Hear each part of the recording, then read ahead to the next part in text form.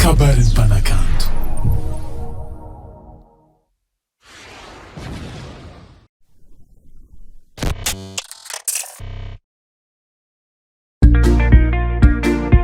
Eba, Rikle and the Mac Lady Rico efa hainao kolikoli mavesatra mampitara zoko fampandresana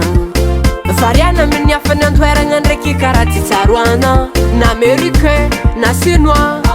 samy tiany nazy hivoatra ke karakory matsika gasy karaha misy défaut azadignanao nino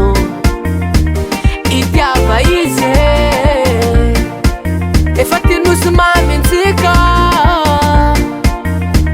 mba mendroko paradisa na tsara ny agnampita tsy atakalako mada ny agny velany mamirapiraka hoezahoeza Madagasikare fa mbola hoavy fo ny anjara aza takalo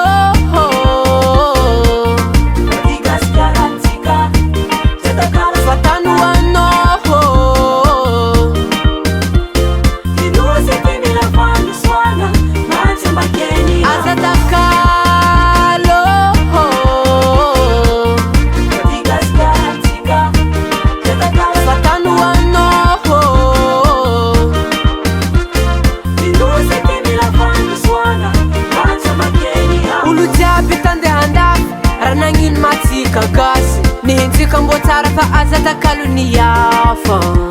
kofa nagnagnatsika voalohany kofa androsoagna misy défaut hariagna mipetraka isan-karazany tegna maro tsy voatanisa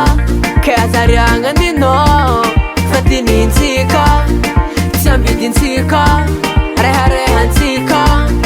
lovantsika safidintsika fonenantsika mendroko paradisa na atsimo na avaratra